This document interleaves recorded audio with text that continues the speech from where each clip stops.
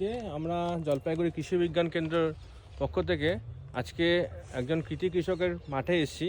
তো তার নাম শহীদুল ইসলাম। তো শহীদুল বাবুকে রিকোয়েস্ট করব আজকে আমাদের যেই প্রোগ্রামটার জন্য আমরা এসেছি, একটা দেশি আমাদের ইনপুট ডিলার ভাই বোনদের একটা এক্সপোজার মানে পরীক্ষামূলক ভ্রমণ, তো সেই উদ্দেশ্যে ওনার মাঠে নিয়ে আসা। কারণ উনি আমাদের একজন কৃতি কৃষক বা প্রগতিশীল কৃষক।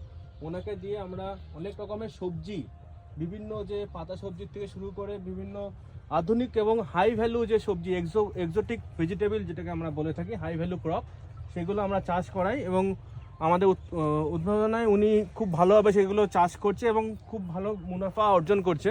এবং তার আগের থেকে গতানুগতিক চাষ থেকে উনি এই একটু অন্যরকম হাই ভ্যালু বা এক্সোটিক ক্রপ করাতে ওনার নিজের আয়ের মানে শ্রীবৃদ্ধিও ঘটেছে। তো শহীদুল বাবুকে একটু বলবো আজকে আপনি যে কিছু কিছু ডিসপ্লেতে আছে, তো সেগুলো কি কি আছে এবং আমাদের যে ইনপুট ডিলার ভাই বোনেরা আছেন, যারা যারা এসছেন এই আপনার ফিল্ড দর্শন করতে, তাদের একটু কীভাবে আপনি করছেন এবং করতে আপনার এই চাষের উদ্বুদ্ধ হয়েছেন, তো সেগুলো নিয়ে দু চার কথা বলার জন্য। নমস্কার, আমার নাম হচ্ছে শহীদুল ইসলাম, আমার লাটাগুড়িতে বাড়ি। এই যে শাক সবজি দেখছেন এগুলা সব লাগাইছি জলপাইগুড়ি কৃষি বিজ্ঞান থেকে। এগুলা আমার যোগাযোগ আছে, ওই জন্য এইগুলা শাক সবজি লাগাইছি।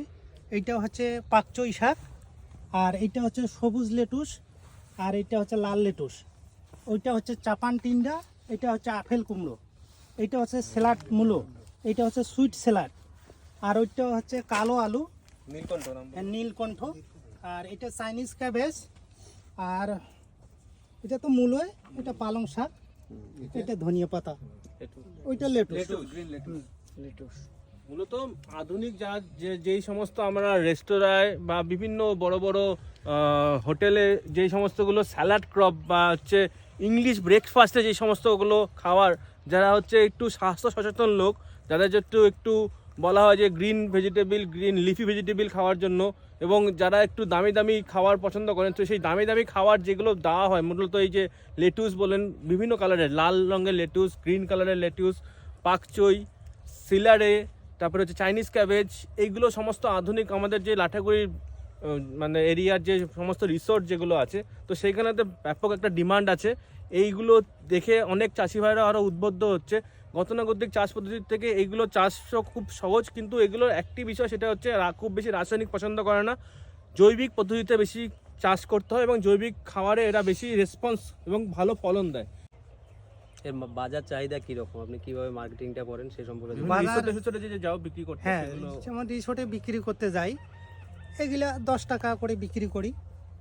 কি এগুলো মানে পাকচই শাক, হ্যাঁ পিস, একটা পিস 10 টাকা করে বিক্রি করি।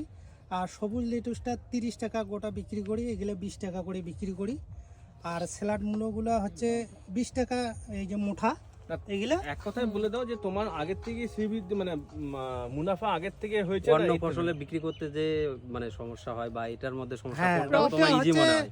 আগে যেমন সাধারণ যেগুলো কৃষি আছে ওইগুলো করছিলাম, এগুলো তো কোনো সময় মার্কেট পাওয়া যায়, কোনো সময় পাওয়া যায় না। তো এইগুলোর মধ্যে আমি যাহা তো নিজে দোকানদারি করি, তাতে এগুলা বিক্রি করতে আমার একটা ভালোই সুবিধা হয়। এগুলো বিক্রি করে তোমার আগের থেকে একটু লাভ আছে, নেট প্রফিট লাভ আছে। কত পার্সেন্ট? মানে আগে ধরেন সাধারণ কৃষি যেগুলা আগে যদি 100 টাকা প্রফিট হতো, তাহলে এইগুলো করে কত টাকা ধরেন প্রফিট? ডবল হচ্ছে আর কি, ডবল, মানে 200 টাকা হচ্ছে। হ্যাঁ 200 টাকা হচ্ছে। ঠিক।